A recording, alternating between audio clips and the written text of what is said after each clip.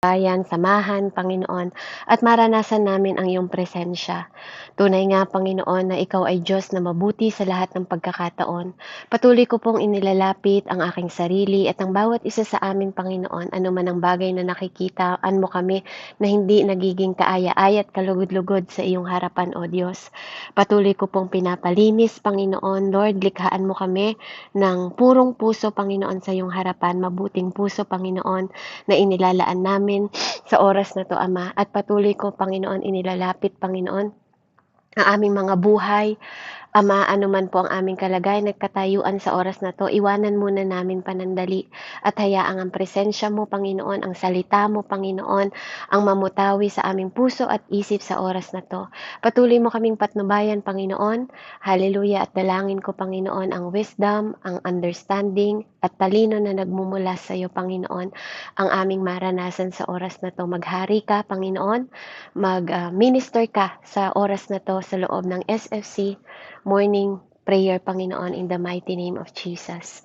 Ituon mo ang aming puso, ang aming isip, Panginoon, sa mensahe at unawain namin, Panginoon, hallelujah, ayon sa iyong pangunawa, Panginoon, ayon sa iyong karunungan, ayon sa iyo, Panginoong kalwalhatian, Ama, in the mighty name of Jesus. Patuloy mong parangalan ang iyong anak na si Jesucristo sa pamamagitan ng aking buhay, Ama. Ilubog mo lang ako at ikaw ang makita sa aking buhay. Ikaw po ang patuloy na magliwanag, Ama.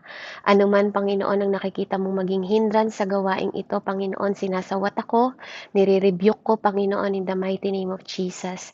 And Lord, buksan mo po ang mga puso ng bawat isa sa amin, Ama, na tanggapin ang salita ng karunungan na nagmumula sa iyo, Panginoon, yung divine knowledge, Panginoon, na nagmumula sa iyo. Dakilang Ama, salamat po sa wisdom mo. Salamat sa katagumpayan ng gawaing ito. We acknowledge you, Holy Spirit. We glorify your name, Father God. We honor you, we adore you, and we bless your name. In the mighty name and powerful name, Jesus Christ, I pray. In the name of the Father, the Son, and the Holy Spirit, I pray. Amen and amen. So, praise God po, ano? So, tayo po ay dadako po sa spirit of knowledge. Amen? So, tayo po ay napag-usapan na po natin yung 5 na 7 spirit po na nature or 7 espiritu na expression po ng Holy Spirit. Amen? So, ang ating verse po ay muli sa Isaiah 11. Hallelujah. Isaiah 11 po, verse 2. In Jesus' name. Kung meron po kayo sa Tagalog, pahanap po sa Tagalog para po mabasa din.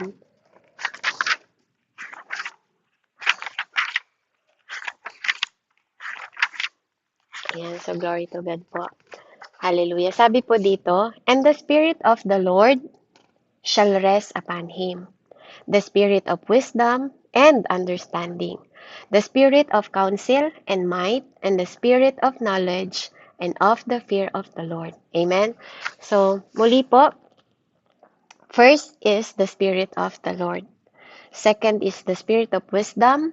Third po is the Spirit of understanding. 4 is the Spirit of counsel. 5 is the Spirit of might. And the Spirit of knowledge po. Ang number 6, yun po yung topic natin ngayong oras na to. And then the last po is the fear of the Lord. Amen? So, dito po makikita natin at maunawaan natin, as I said before pa po, yung fullness and ability po and dominion na patuloy pong available at pinagkakaloob ng Panginoon sa atin to mature us para po sa ating maturity and perfection po bilang isang mananampalataya. Kung paanong pinag-aralan natin on how God prepare us, how God positioning us, kailangan po natin tong maintindihan. Amen? Kasi po ang spiritual growth po requires time. Nagre-require po ito ng oras. Amen? Hindi po overnight nating mararanasan po yung kabutihan ng Panginoon na matanggap natin ang lahat ng ito. Lahat ng expression ng Spirit na to. Kasi even sa fruit of the Holy Spirit po, hirap pa tayo.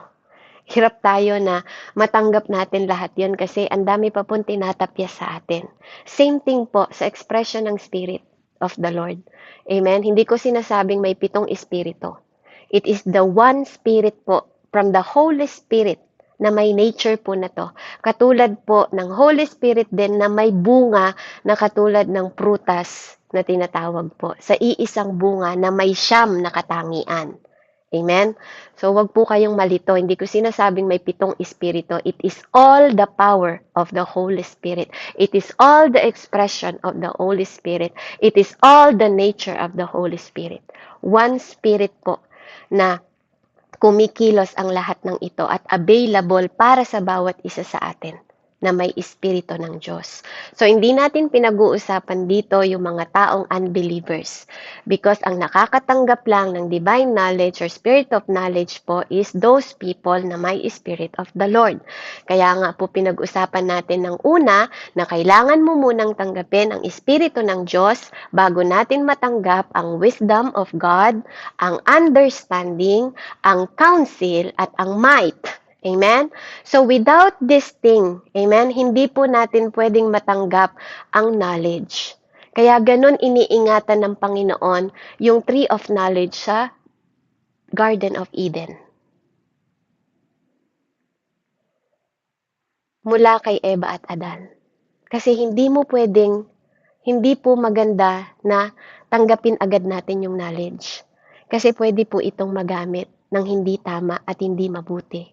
Kaya nga, without understanding, knowledge can corrupt you. Without the wisdom of God, knowledge can corrupt you. Kaya, unti-unti niyo pong maiintindihan kung bakit ganun na lang iningatan ng Panginoon yung tree of knowledge po sa Garden of Eden. Kila Eva at Adan. Amen? So, napakahalaga po ng ating pag-aaralan. And, tunay po na Diyos is, ang Diyos po ay talagang nagbibigay po ng karunungan. Amen? So, mula po sa Spirit of Knowledge, gusto pong ipaalam sa atin ng Panginoon that all knowledge is from God. All knowledge is from God. Wala pong knowledge na nagmumula sa demonyo. Amen? Lahat po ng bagay sa mundong ito, nilikha po mula sa Diyos at para sa Diyos. Amen? Dun pa lang po sa Colossians 1:16 makikita natin na lahat ng bagay, walang bagay na nilikha na hindi nagmula sa Diyos. Kaya wag nating bigyan ng kapangyarihan ng kaaway para magamit yung mga bagay na nakalaan para sa bawat isa sa atin. Amen? Lalo po sa atin ng mga prayer intercessor. Kaya naniniwala po ako na napakahalaga po ng pag-aaralan natin kasi kapag nakita nyo po at naunawaan ninyo yung kahalagahan kung bakit ko iniisa-isa ito para maunawaan po ng bawat isa sa atin. Amen? So, all knowledge is from God. Amen? Wala pong nilikhang evil knowledge ang Diyos. Wala po siyang nilikhang ganon. Nagiging masama lang ang knowledge because of the intention ng mga tao. Intention po ng mga evil spirit, amen, na palibot-libot sa mundong ito. Katulad po ng sabi ng salita ng Diyos, ang kaaway natin nasa himpapawid. Amen? At kailangan maging matalino po kayo kasi whether you like it or not, ang ating pagkilos at paglaban po sa mundong ito at ang buhay natin ay dapat tayong lumalakad by the Spirit of God. Kasi without the Spirit of the Lord at kung hindi tayo lumalakad sa lakad ng Espiritu po, it is death. Kapag hindi tayo sa Espiritu lumalakad, dadalhin po na tayo nito sa kamatayan. Kaya wag niyong isipin na masyadong spiritual naman, Sis Beb, yung pinag-iusapan natin. Yes, it's right. You're correct, kapatid. Kailangan mo talagang maunawaan ang spiritual na buhay. Kasi ito ang magbibigay ng buhay sa atin. Amen? At ito po ang tunay na nagbibigay ng buhay sa atin. Kaya maraming mga mananampalataya na patuloy lumalapit sa mga albularyo, mga lumalapit po sa mga naghuhula, nag-aano ng itlog kasi hindi natin alam ang ating pwedeng makuha from the Spirit of the Lord. Kaya marami pa rin Kristiyano ang lapit ng lapit at pagamot ng pagamot sa mga albularyo, pahula ng pahula sa mga Manghuhula kasi because of lack of knowledge. And lack of knowledge can perish you. Hindi lang sa kakulangan po, hindi lang sa kakulangan, hindi lang po sa hindi pagtanggap sa Panginoon ang pwede tayong mapahamak. Kundi yung kakulangan din natin sa kaalaman ay pwede ring magpahamak sa people of God. Amen? Dahil lang sa kakulangan mo ng kaalaman, pwede kang mapahamak. Amen? So, napakahalaga po ng knowledge kasi if you are lack of knowledge, you will perish. Amen? At knowledge po, hallelujah, knowledge po must be seen in the eye of wisdom. Hindi pwedeng may knowledge ka tapos wala kang wisdom. It is poisonous, mga kapatid. It is dangerous. Without the filter, kapag wala kang filter of wisdom na nagmumula sa Diyos at hindi mo to ginagamit na maging anchor to find yourself para makita mo kung sino ka, 'di ba? Sa harap ng Panginoon. Pag hindi ang karunungan ng Diyos o yung wisdom ng Panginoon, yung divine wisdom niya, amen? Ang anchor mo or hindi yun yung pinakalente mo.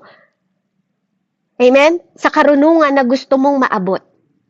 You are in the very, very dangerous place.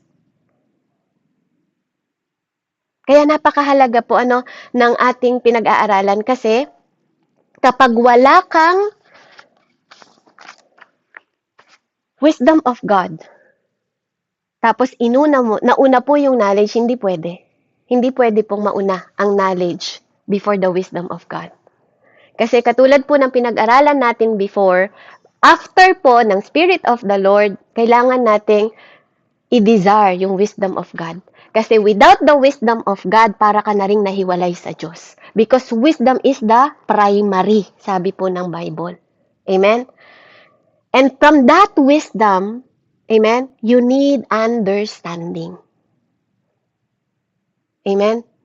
Understanding po para maunawaan mo yung thought ng Diyos, yung way ng Panginoon, yung will ng Panginoon, yung purpose ng Panginoon sa bawat isa po sa atin. Kasi pag di po natin naunawaan ito, maliligaw na po tayo. O from that, yung tatlo po na yon, nire-recall ko lang po kayo, darating po si Spirit of Counsel na magbibigay ng instruction sa atin, ng information sa atin, amen? Ng direction po sa atin. Para i-counsel ka niya, inner po inside of you, by your spirit. And the Holy Spirit po, kina-counsel niya tayo. And then, doon po papasok si Mike. Palabas naman po, From inside, amen? Nag-meeting sa loob, si Spirit of the Lord, wisdom and understanding and counsel, kinounsel ka ni God, ngayon ilalabas mo na siya. Kailangan mo nang i-release using the Spirit of might. Amen? And now, meron na po tayong, might is power. Amen? Power po ang might. Kalakasan to accomplish the assignment na binigay po sa atin ng Panginoon para mapulpil po natin yung assignment after ni counseling. Amen? So, the Spirit of might give us the power to accomplish the assignment. Para magkaroon tayo na lakas. From the might of God, covered niya po si strength. Amen? Yun yung magbibigay sa'yo to accomplish the assignment na binigay ng Diyos. And now, pinag-uusapan po natin is the Spirit of knowledge. From that might, habang ginagawa mo, yung binigay na counseling sa'yo, ito pong knowledge is the information of God. Amen? Binigyan ka lang niya ng counseling information inside.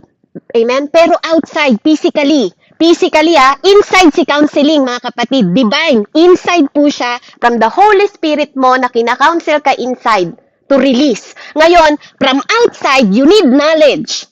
You need knowledge to act outside. Kung paanong si Mike is outside na rin siya.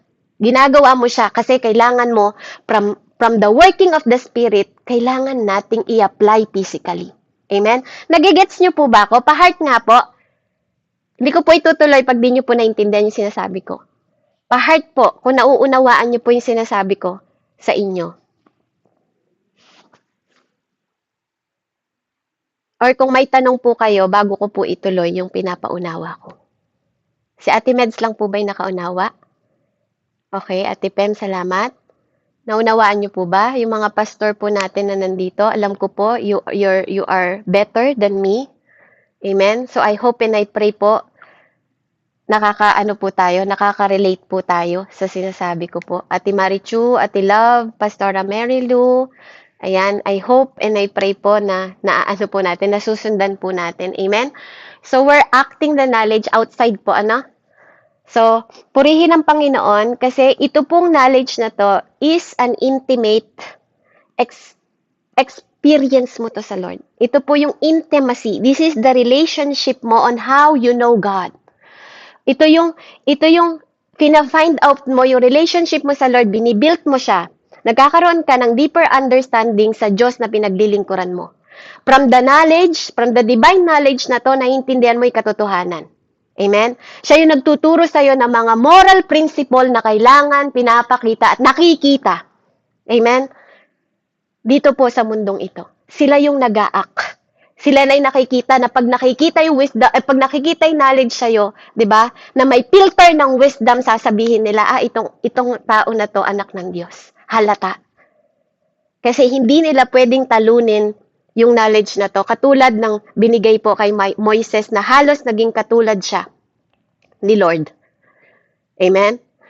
Kaya ito pong mga tao na to, no, because they know God, nagkaroon sila ng intimacy. Walang lingkod ng Diyos na walang intimacy sa Diyos, mga kapatid. Because of that intimacy, dun mo makikilala yung Diyos na yon. For example, kaibigan ko, kapatid ko si Ate Meds, di ba? Magkapatid kami sa pananampalataya. Amen? Si Ate Meds po, amen, bakit ka nag-iingat? Di ba? Na ipaalam yung mga private. Kasi sa Bible po, may mga secret ang Lord. Amen? May mga revelation po si Lord na nire-reveal niya lang sa mga taong may capacity umunawa. Amen? Kung gaano kalalim yung intimacy ninyo, si Ate Meds, hindi siya magtitiwala sa akin kung ang capacity ng understanding ko is kapiranggot pa lang. Amen? Hindi niya ako pagkakatiwalaan kung yung aking relasyon sa kanya is hindi pa ganon kadip. Bakit niya ako kukwentuhan ng mga private na buhay niya kung alam niya na hindi ko kayang i-carry? Hindi ako pa sapat or hindi pa ako mapagkakatiwalaan na pagkatiwalaan ng knowledge about her life. Same thing po about God. Kaya hindi pwedeng mauna ang knowledge kasi kapag nauna ang knowledge, pwede po itong makurap. Pwede itong magamit sa masama nang wala kang understanding. Kaya dapat mauna ang wisdom, ang Spirit of the Lord, ang understanding, ang counseling, ang might. Amen? Before po ang knowledge.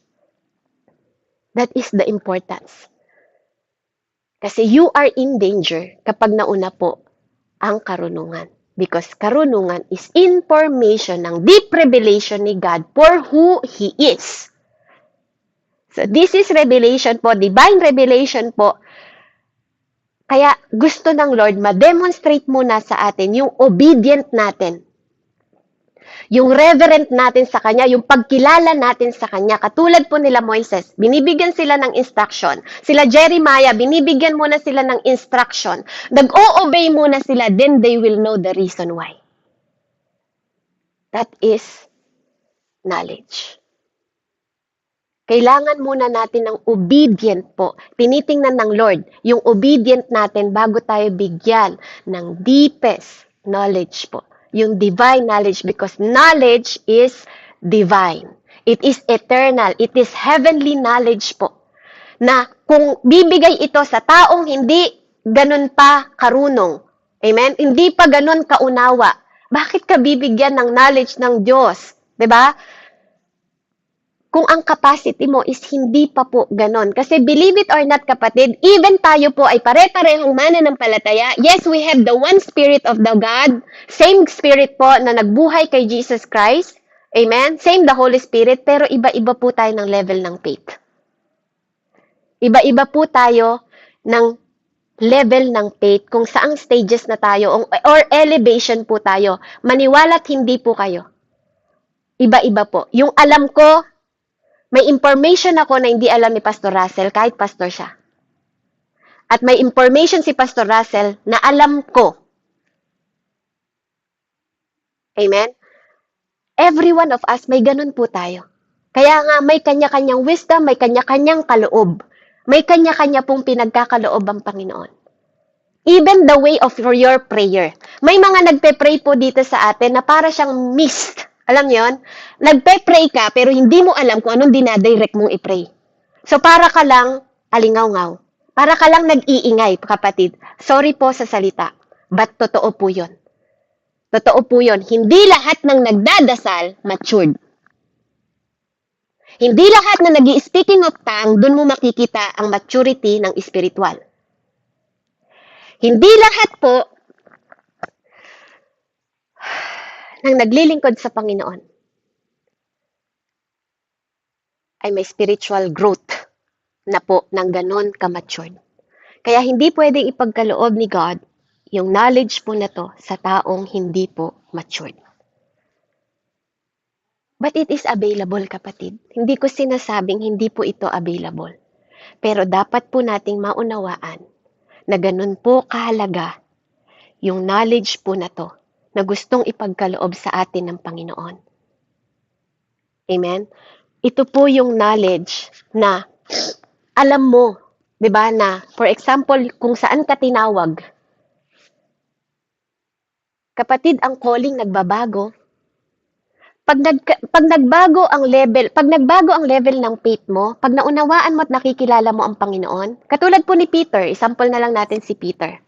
Si Peter po is mangingisda. Tama? Nung natagpuan siya ni God, amen? Nagbago ba yung calling niya? Yes, opo, nagbago yung calling niya, 'di ba? Napunta po siya sa pangingisda ng tao. Amen? Dati siyang mangingisda ng isda, nung dumating si Jesus Christ, 'di ba? Nagkaroon siya ng revelation, lumuhod siya sa Panginoon, hindi para magpasalamat dun sa isda, kundi humingi ng tawad sa Panginoon. Kinilala niyang Diyos, 'di ba? And then nagbago siya, nagkaroon siya ng pangunawa. Amen? At sabi sa kanya ni God, sumunod ka sa akin. So, from mangingisda ng isda, di ba, yung calling niya napunta po sa mangingisda ng tao. Amen? Pero isang purpose. Isa pong purpose. Hindi pwedeng magbago ang purpose ni God. That is the knowledge of God. Hindi pwedeng magbago ang purpose ng Diyos, pero pwedeng magbago ang calling sa'yo. Amen? Pwede pong magbago ang calling, but not the purpose. Hallelujah. Praise Jesus. Salamat po sa Panginoon.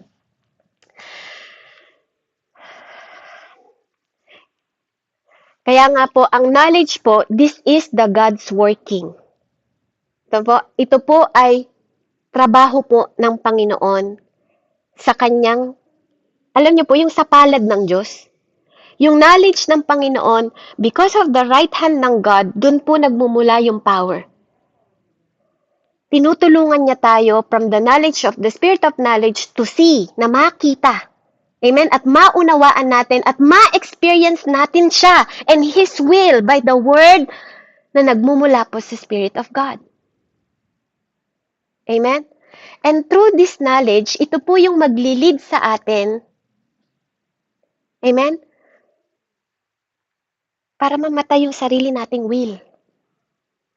Para mamatay yung sarili nating mga gusto o para mamatay yung sarili natin na wants. Yung tayo, yung soul natin. Para mag-increase yung knowledge ng Diyos at bigyan niya tayo ng life in Him. Hindi yung life na gusto natin sa buhay natin.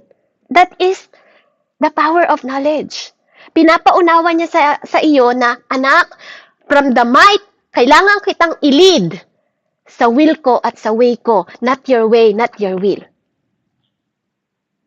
Amen? Kaya tinatanggal to from that knowledge, dun niya ibibigay sa atin yung impormasyon na, anak, alis ka dyan sa comfort zone mo. Kasi may ibibigay ako sa'yo. Ito yung gusto ko sa'yo, yung better life. 'Di ba? Hindi yung comfort zone mo, yung better life. Kaya wag po tayong ma-confuse sa pagsusustain ng Panginoon sa tinatawag niyang blessing. Amen? Kaya pag nakuha natin yung knowledge of the Lord, mauunawaan po natin. Kapag tayo ay may obedient heart na nagpapalaw sa Diyos, mauunawaan po natin kung bakit dumadaan tayo sa pagsubok, kung bakit tayo nagkakamali, di ba? Kasi yung mistake po, hindi po natin maiwasan yan. Lalo na pag hindi tayo nakikinig sa Panginoon. Amen? Pero hindi po para i-embarrass tayo ng Panginoon, kundi bibigyan niya tayo ng knowledge on how to get up. Sabi nga po, the righteous fall down 7 times, pero babangon pa rin. Amen? Kaya napakahalaga po na makita po natin, amen, na binibigyan tayo ng Panginoong Diyos ng knowledge at information na nagmumula sa will niya at way niya po para mapagtagumpayan natin at maging evident yon na tayo ay tinawag ng Panginoong Diyos, tayo po ay pinili ng Panginoong Diyos at para ma-prove yung kanyang glory sa pamamagitan ng mga taong tinawag niya. Amen? Kaya napakahalaga po ng knowledge. And ang knowledge po hindi pwedeng mahiwalay ang fear of the Lord. Because the beginning, sabi nga, the fear of God is the beginning of knowledge. Hindi pwedeng maghiwalay yon. Matalino ang taong may takot sa Diyos. Never po pwedeng mag-separate. Hindi pwedeng mag-separate ang fear of God and knowledge. Hindi pwede. Hindi po pwedeng mag-separate yon. Kaya nga sabi ko sa inyo, pang 7 po yung spirit of fear. Next week, o kung kailan po ako magme-mensahe ulit, mauunawaan natin kung ano po ang spirit of fear. Pero itong nature na to, to complete us, ito yung completion na binibigay sa atin ng Panginoon, yung 7 spirit na to na available para sa bawat isa sa atin mga kapatid. Huwag lang puro karakter ang hinahangad natin. There is more na gusto ng Panginoon na makita natin at maunawaan natin from the Spirit na mismong galing sa Kanya. There is more, mga kapatid. Huwag kang makontentong puro ka lang bunga. Hindi po puro karakter ang usapan sa pagiging Kristiyano. Ang spiritual growth po, yes, it required time. Yes, it's not overnight thing. Pero kapatid, huwag kang nakukontento na puro bunga ka lang. Kasi pwedeng moral lang yan, hindi pala Holy Spirit. Amen? Kasi may mga mababait din po. Yung mga taga-Japan, sabi ko nga po sa inyo, puro moral, puro ugali. Pero moral cannot save you. Moral cannot save you. Napakahalaga po na maintindihan natin to kasi there's a lot pa rin po ng spirit. Amen? Kapag nagkaroon tayo ng maturity sa knowledge po ng Panginoon, amen, magbibigay po siya ng mga secret information na nagmumula po sa knowledge. Katulad po ng mga occult spirit. Alam nyo ba kung ano yung occult spirit? Diba? Mananampalataya tayo pero hindi natin naunawaan yung mga to. It is also secret knowledge. Pero ito ay mula sa kaaway. Ito yung tinatawag na occult spirit. Ito yung kapag andun ka na sa stage na hindi na pagmamahal sa Diyos, yung nararamdaman mo. Yung hindi ka na, yung when you are walking to the God pero you don't have, wala ka ng love of God. Yung no longer salvation of soul na ang iyong desire. Kapag hindi na about sa hindi na nagiging epektibo yung buhay mo sa harap ng ibang tao. Kapag ang gusto mo na lang kapangyarihan, kapatid, nasa occult spirit ka na. Kaya marami po tayong dapat, ayoko pong mag-focus doon, pero that is the things po na kailangan pa nating malaman. Ayokong i-emphasize yung power ng kaaway, pero wag tayong dumating sa point na puro na lang kapangyarihan ang gusto natin bilang mananampalataya at nawala na yung purpose natin. Amen? Because pag nawala na yung purpose natin, that's not the knowledge of God. Because the knowledge of God is the information para sa purpose and will at way ng Panginoon sa buhay natin. Amen? Kaya kapag ikaw ay no longer na nag-accommodate or nagpe-play ka dun sa role na gusto ni God sa'yo, mag-ingat ka na. Kapag ang gusto mo na lang is, ano bang kahulugan ng panaginip ko? Ay, hinahabol ako ng ahas sa panaginip ko. Nababalot ka ng fear. Nababalot ka ng hindi mo kasi nakikilala because you have lack of knowledge. Na may kapangyarihan ka palang tapakan ang mga ito, but because of lack of knowledge, ikaw ay matatangay sa kapahamakan, matatangay sa takot. Samantalang ang sabi ng Diyos, I give you the spirit, hindi ang spirit ng fear, kundi sounds of mind. Lakas. Amen?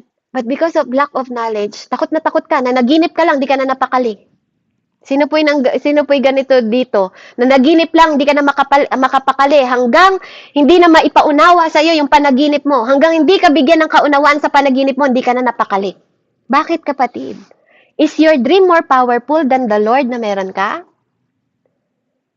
'Di ba? Ako po sometimes pag nanaginip ako ng ahas, 'di ba, ng ganon, matutulog ulit ako kasi there's no power sa panaginip na 'yon. Hindi ako pwedeng, alam mo yung minsan nanaginip ka lang ng ahas, di ka na nakatulog. 'Di ba po? Hindi, matulog ka. Bakit, kapatid? Kasi you know the word of God that yung ahas na 'yon is under your feet. Amen? All evil is under your feet. Bakit ka takot na takot? Hindi lang na-interpret yung dream mo, hindi ka na napakali. Isang linggo ka nang mulagat. Isang linggo ka na malalim na ibag mo kakaisip sa panaginip mo dahil walang makapagpaliwanag mag-interpret ng panaginip mo. Huwag po tayong ganoon. Know the knowledge of God that all the serpent, 'di ba, evil spirit, devil is under your feet. Under your feet. Diba? Kaya continue lang ang buhay. Kaya nga tayo nag-aaral po ng Bible, diba? To know the thought of the Lord. To know the will of God. To know the way of God. Kasi lahat ng mga kwento sa Bible, dito ine-empower po tayo ng Panginoon to know. Diba? Yung ability na pwede pang merong available sa'yo at para sa akin, kapatid. Yun yung dapat nating i-activate. Yun yung dapat hingin natin sa Panginoon. Hindi yung parang nagpapaalipin tayo at masyado nating minamagnify yung kapangyarihan ng kaaway na above naman si God. Masyado nating ine-empower yung sakit natin na above naman si God. Masyado nating niyayakap yung mga sakit na meron naman tayong God of life. We have the power if we know the divine revelation of God sa buhay natin. Amen? If we are asking po, yung wisdom, understanding, ito yung seven spirit of God na to, we ask sa Lord. I-ask natin na matanggap natin to become matured. God want us to level up, kapatid. God want us to grow spiritually. Yun yung i-desire natin. Wag po yung mga puro prayer na breakthrough. Wala na bang katapusan yung breakthrough?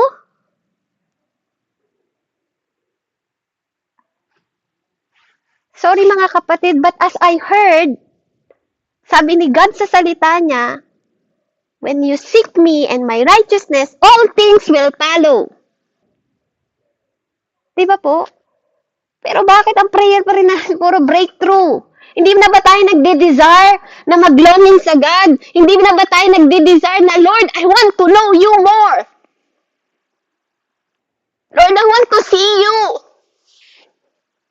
Lord, I want to feel your presence. Diba? Yung ganun sa mga prayer ng mga ninuno natin na, Lord, kung hindi mo ako sasamahan, kahit dinirect mo ako dyan, wag na lang. Ganun na mga prayer sana, mga kapatid. Hindi, Lord, provision po. Lord, financial po.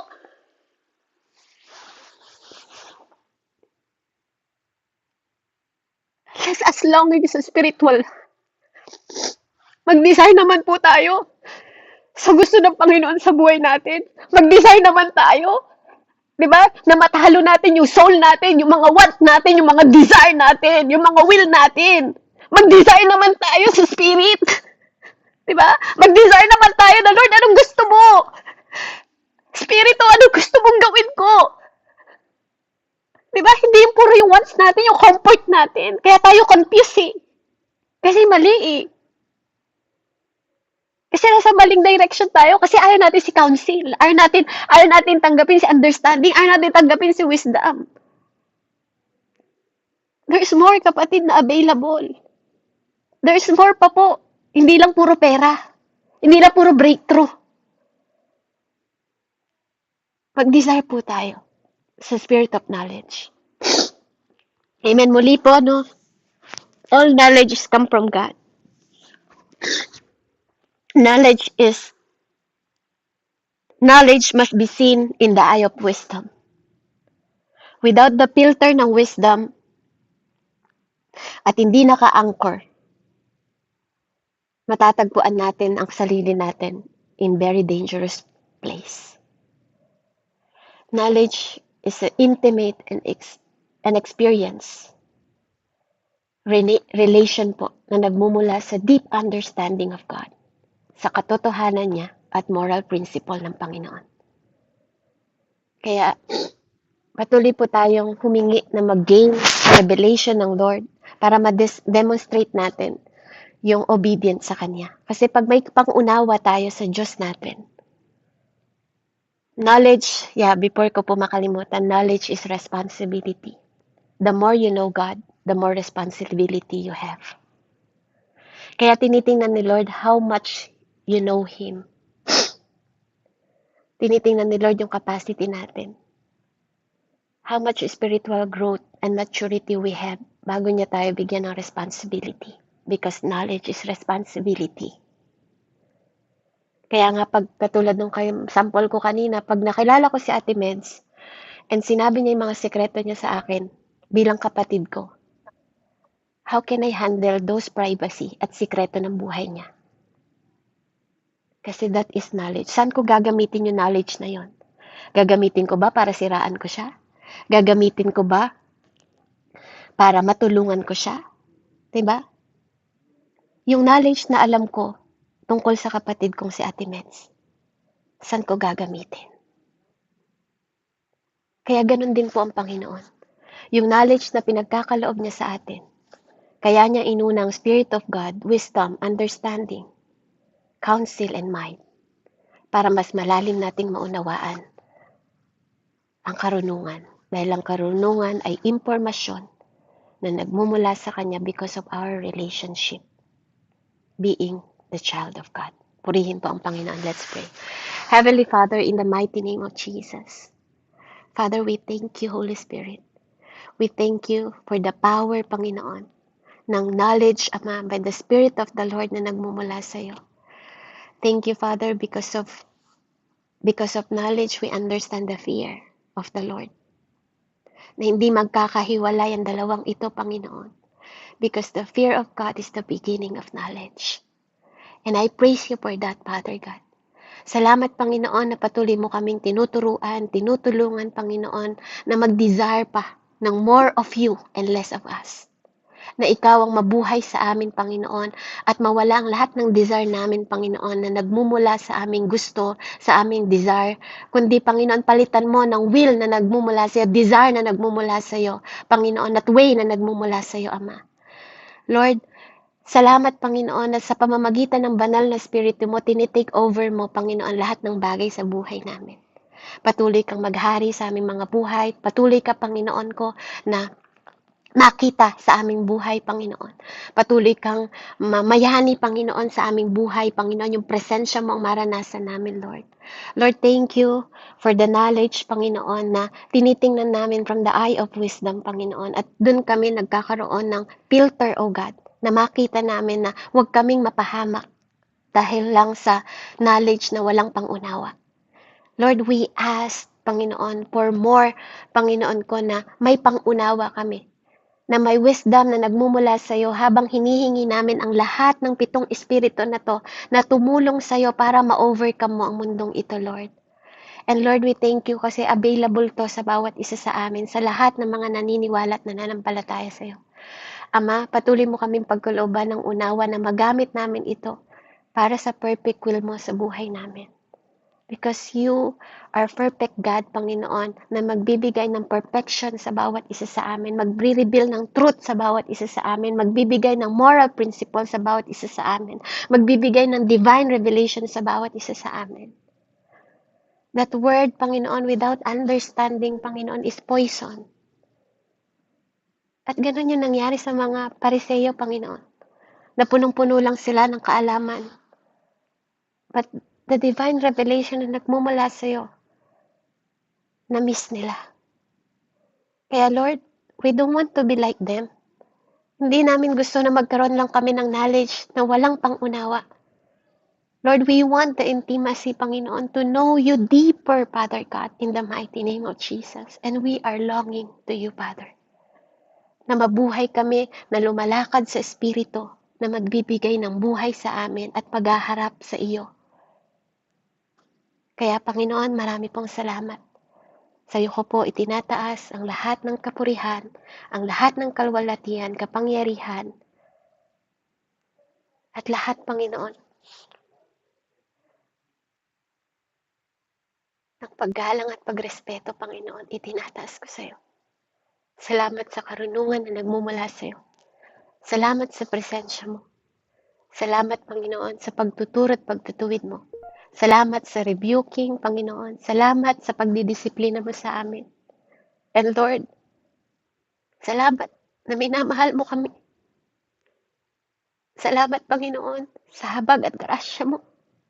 Patuloy ko tinataas ang bawat isa sa amin mula sa buhay ni Ate Jenna, Pastor Russell, Ate Meds, Ate Fem, Ate Rosalie, Ate Maylin, Kuya Herbert, Pastor Mary Lou, Panginoon, si Lord, si Ate Marichu, si Ate Jolly, si Ate Cristel, Panginoon, si Ate Jenilyn, O God.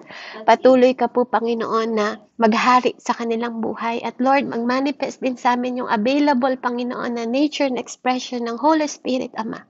Kasama, Panginoon, ang bunga ng banal na Espiritu, Panginoon, para sa perfection, Panginoon, sa fullness, Panginoon, na hangad mo sa bawat isa sa amin, Panginoon. Salamat sa information mo.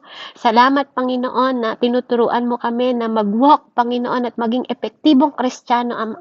Mula sa araw na to, Panginoon, patuloy ka, Panginoon, maghari, Panginoon, sa lahat, Panginoon ko, ng mga bagay, Panginoon, na gusto mo pang matutunan namin, sa lahat ng revelation mo, Panginoon, based on your will, on your desire, sa maturity, Panginoon, na pwede mo pang i-deal para sa bawat isa sa amin, na gagamitin mo at kakasangkapanin mo, Panginoon. Dalangin ko lang, Lord, na lagi mo kaming samahan, Ama, sa lahat kung saan mo kami idadirect, Panginoon, kung saan mo kami idadalang lugar, Lord God, sa perfect time mo at will mo, Panginoon, makasama ka namin lagi. Panginoon, na hindi mo kami iiwan at hindi mo kami pababayaan katulad ng iyong pangako, Ama. Salamat po, Diyos, sa pangalan ni Jesus. Amen and amen. Glory to God po and God bless po sa bawat isa. Amen. Salamat sa buhay mo, Sis Bib. Salamat sa Panginoon sa salita niya na nagre-remind sa bawat isa sa atin. Good morning po sa bawat isa po. Sige po, dadako po tayo sa ating mga